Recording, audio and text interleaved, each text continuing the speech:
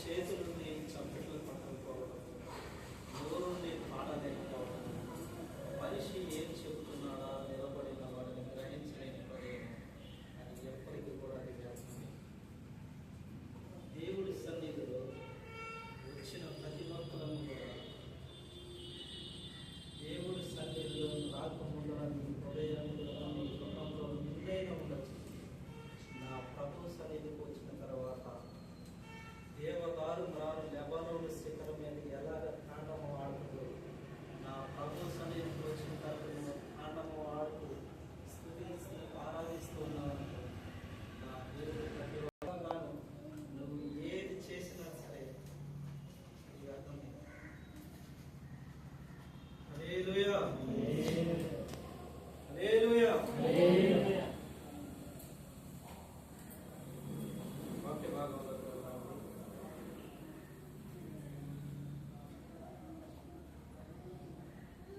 కీర్తన గ్రంథము 30వ అధ్యాయం 4 నుంచి 7 వరకు చదువు. ఎక్కువ భక్తులారా ఆయన కీర్తించుడి, ఆయన పరిశుద్ధమైన జ్ఞాపకాల క్రమం బట్టి ఆయన స్తుతించుడి. చాలండి, స్తుతించుడి. తర్వాత హల్లెలూయా. చూడండి, ఇక్కడ దావీదు గారు అంటున్నారు, ఎక్కడుండే శత్రువు చేతిలో పడి ఉన్నప్పుడు ఆయన దావీదు గారు ఆ మాటలన్నీ మాట్లాడిన తర్వాత ఏమంటారంటే, యెహోవా భక్తులారా ఆయనను కీర్తించుడి, ఆయన పరిశుద్ధమైన జ్ఞాపకార్థ నామమును బట్టి ఆయనను స్తుతించుడి. యెహోవా భక్తులారాలంటే అది నీవు నేనే. నీవు నీ గృహంలో ఎంత స్తుతిస్తావో తెలియదు, నీ హృదయంలో ఎంత స్తుతిస్తావో తెలియదు. కానీ దేవుడు మందిరంలోకి వచ్చిన తర్వాత నీ సర్వ శరీరంలో కూడా కదల్చబడాలి. ఎందుకో తెలుసా? నీకు ఆరోగ్యం ఇచ్చాడు, నీకు ఆయుష్ ఇచ్చాడు, నీకు చేతులు ఇచ్చాడు, నీకు కాళ్ళు ఇచ్చాడు, ఆహారం ఇచ్చాడు, వస్త్రం ఇచ్చాడు, నీవు అడిగిన ప్రతి ఒక్కడి కూడా చేశాడు. కానీ హృదయమారను దేవుని స్తుతించలేకపోతున్నావు.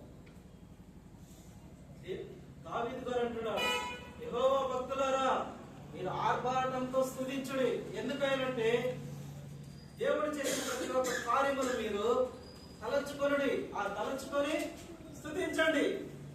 స్తుతిస్తే దేవుని మహిమ షకీనా వేగము నీ మీద కృమ్మరించబడుతుంది. హల్లెలూయా అని ఆయన పరిశుద్ధమైన జ్ఞాపకార్థము నామమును బట్టి ఆయనను ఇక్కడ మీరు స్తుతించాలి. ఏమిటా నామము? పరిశుద్ధ నామము. వేల్పురుడు, మహాగణుడు, సర్వశక్తి కలిగిన నాథుడు, కృపాసత్య సంపూర్ణుడు, పాపము లేని పవిత్రుడు, నీతిమంతుడు, కల్మషము లేనివాడు నా ప్రభు. ఆయనను మీరు స్తుతించండి, మీరు ఆరాధించండి అని దావీదు గారు అంటున్నాడు. 5వ వచనంలో ఆయన కోపము నిమిషమాత్రముందును, ఆయన దయ ఆయుష్కాలమంతయు నిలుచును. సాయంకాలమున ఏడ్పు వచ్చి రాత్రి ఎండినను ఉదయమున సంతోషము కలుగును. చాలండి, చూడండి, ఆయన కోపం ఎంతసేపు ఉంటుందంట?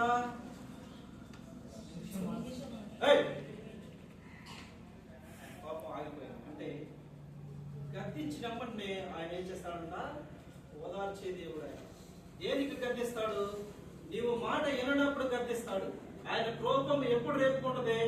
దేవుడు చెప్పిన ప్రతి ఒక్క కార్యమును నీవు నిర్లక్ష్యపరిచినప్పుడు దేవుడి హస్తము నీ మీద పడుతుంది అన్నమాట.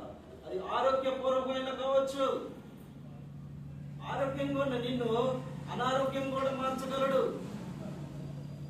శత్రువు చేతికి కూడా నిన్ను అప్పగించగలడు, శత్రు చేతి నుండి కూడా విడిపించగలడు. ధనమును సంపాదించి ఈ బిడ్డల తరముల వరకు సమకూర్చగలడు. ఆ ధనాన్ని కూడా తీసివేయగలడు. ఆహారంలో నీకు సమృద్ధిగా ఇవ్వగలడు. ఆ ఆహారాన్ని కూడా నీకు లేని స్థితి కూడా నీకు అనుమతిస్తాడు దేవుడు. ఎందుకో తెలుసా? కోపించే తండ్రి ఎప్పుడైనా సరే వెనకాల వాత్సల్యం చూపుతాడన్నమాట. ఎందుకయ్యా వాత్సల్యం అంటే ఆ కోపం వెనకాల ఎంతో ప్రేమ దాగి ఉంటది. అరే అది చేయొద్దురా నాన్న అని మనం అంటాం, కానీ దాని వెనకాల తండ్రి ప్రేమ కనపడిందా. కానీ ఆ గట్టించిన కుమారుడు ఏమంటాడో తెలుసా? మా నాన్న ఎప్పుడు పోతాడా అని ఆలోచిస్తాడు. ఎందుకు? వాక్యం చెబుతుంది కుమారుడి గద్దించే తండ్రి అంటే ఎంతో శ్రేష్టమైన వాడు. ఆ గద్దింపుకు లొంగని కుమారుడు ఎక్కడ పడతాడో కూడా తెలియదు.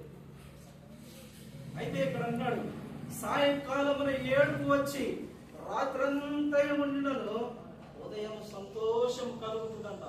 చూడండి, సాయంత్రం పూట నీవు, సాయంత్రం అనే కాదు, గత కొన్నాళ్ళుగా నువ్వు దేని కొరకు ఏడుస్తున్నావు? దేని కొరకు దుఃఖిస్తున్నావు? దేని కొరకు నీవు ఆర్భాటిస్తున్నావు?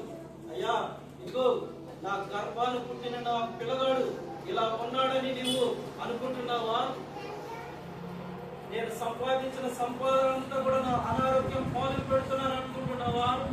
అయ్యా ఇదో నాకు మగ పిల్లగాడు కావాలని అయ్యా నేను అడిగితే దేవుడు నాకు ఆడపిల్లలు ఇచ్చారని అనుకుంటున్నావా? దేని కొరకు నువ్వు దుఃఖించి వేదనతో చింతనతో ఈ ఉదయకాల సమయం వలన నా ప్రభు చాచిన బాబుతో చెబుతున్నాడు, విశ్వసించండి. చెప్పేవాడిని నేనే కావచ్చు, సర్వలోక నాథుడైన ప్రభు ఎదుట నిలబడి చెబుతున్నారు.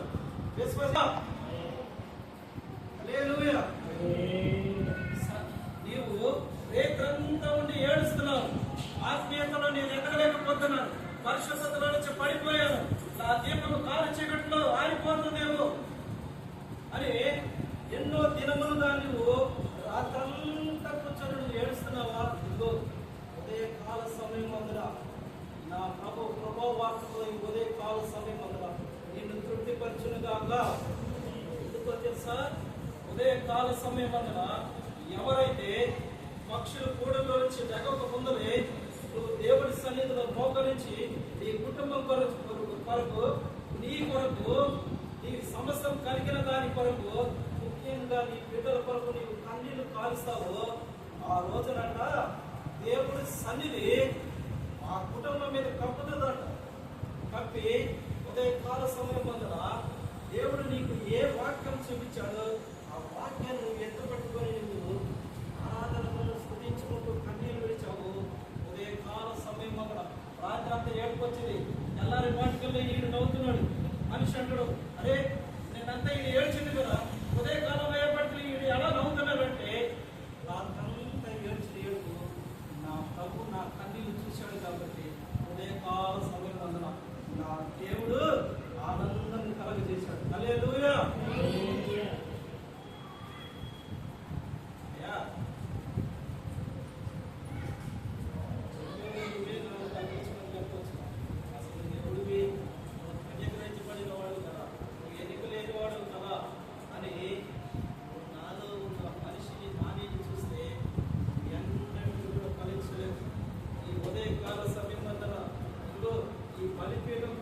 చెప్పే ప్రతి ఒక్క మాట ఈ రోజున నువ్వు ఫోన్ చేసి ఏ వాక్యం వింటున్నా సరే, ఏ మందిరానికి వెళ్ళినా అదే వాక్యాన్ని నా దేవుడు దయచేసి వాక్యాన్ని ఏది అందించాడు. సాయంకాల సమయం అదే నా దేవుడు అందిస్తాడు.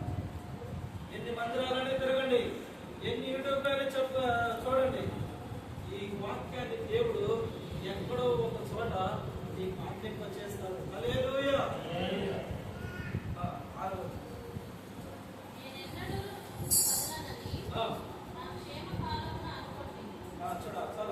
చూడండి, దావీదు గారు సింహాసనం మీద కూర్చున్నాడు. ఆయన అనుకున్నాడు, నేను ఈ సింహాసనాసీనుడైపోయా, ఇక్కడ ఎవరు కదర్చలేరు అని ఆయన నడిచాక మిద్ది మీద పడుకున్నాడు.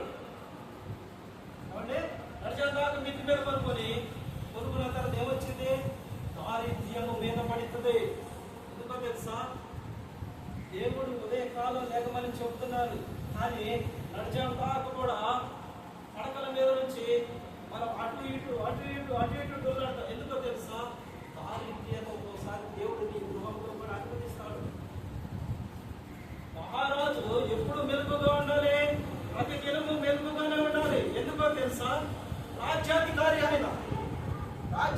అయినప్పుడు మెలుగుగా ఉండాల్సిన వాడు నడిచాంగ లేచి నిధి మీద తిరగాల్సిన అవసరం ఏమొచ్చింది అనుకున్నాడు. ఇక నేను కదల్చలేను. శ్రమ వచ్చింది, సాధారణ పడుతున్నాడు, పాపం చేశాడు, గుర్తించాడు, ఏడ్చాడు. తర్వాత వచ్చింది 7వ వచనం.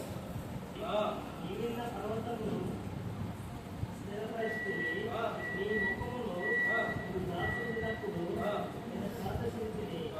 హల్లెలూయా. ఇక్కడ ఏమన్నాడు తెలుసా? నీవు నీ ముఖం దాచుకున్నప్పుడు నేను కష్ట చెందుతాను. నేను అడుగుతాను దావీదు గారు, అయ్యా దావీదు గారు, దేవుడే సాక్షాత్ దేవుడే దావీదు నా హృదయానుసారుడు అన్నాడు కదా, ఇప్పుడే నీవు ముఖం దోచుకున్నప్పుడు నీకు కష్ట చెందుతుంది అంటున్నావు అని అంటే, అయ్యా నేను పాపం చేశాను, నా ఆత్మదీపము ఆరిపోతుందన్న ఉద్దేశంతో నేనేం చేశాను? నీవు కలరాయా, నేను కలత చెంది ఉన్నాను, నీ ముఖం దాచుకోవద్దంటున్నాను. అయ్యా నేను కలతలో ఉన్నానయ్యా, దుఃఖంలో ఉన్నాను, వేదనలో ఉన్నాను, చింతలో ఉన్నాను. నా వేదన దుఃఖములను తీసివేయవాడు నీవే కనుక అయ్యా ఇదిగో నీ కాడకు వచ్చానయ్యా, నీ సన్నిధిలోకి వచ్చానయ్యా అని దావీదు మొరపెడుతున్నాడు. మొరపెట్టిన తర్వాత దేవుడు కార్యములు చేయగలిగాడు. హల్లెలూయా. రాత్రంతా ఏడ్చాడు, దేవుడు సంతోషం కలిగింది. పరిశుద్ధతలో నుంచి పడిపోయిన స్థితిలో నుంచి దేవుడు ప్రతాపమైన స్థాయికి తీసుకువెళ్ళాడు. దేవుడిచ్చే ప్రతి ఒక్క ఆధిక్యతను కూడా ప్రతి ఒక్కరి దగ్గర నుంచి లాక్కోవడానికి కూడా ఏర్పాటు. ఎందుకంటే ప్రేమ కలిగిన ప్రభు, సర్వశక్తి కలిగిన దేవుడు, ఆయన ఓపించుకుని మార్చను చూపించేవాడు అంటే కాదు, ప్రతి దినము కూడా నిన్ను ఎంతో తిరుగుతూనే ఉంటున్నాడు, మందిరానికి నడిపిస్తూనే ఉంటున్నాడు. ఎందుకో తెలుసా? ఏ క్షణమైంది నీవు ప్రభువా నువ్వు వేచి చూస్తున్నావు, మాట్లాడతావు, ఆ క్షణమే దేవుడు కలుగుతాడన్నమాట. ఆకాశము నుంచి దేవుని తెచ్చగలిగింది ఒకే ఒక శక్తి. అది ఏమిటంటే తెలుసా? నీ కన్నీరే. నీ వెండి బంగారముల కిందకి తీసుకురావు, ఒకే ఒకటి తీసుకొచ్చింది. దేవుడి సింహాసనాన్ని కూడా కదిలించే శక్తి ఈ కన్నీరు ఒకటే. దేవుడి సన్నిధిలో ఏ కన్నీరు కాచినా, మనిషి ముందు ఏడ్చిన కన్నీరు ముద్దా ఇవ్వలేదో ఆయన నీ కన్నీరు భద్రముగా దేవతతో తీసుకెళ్లి కవిలో భద్ర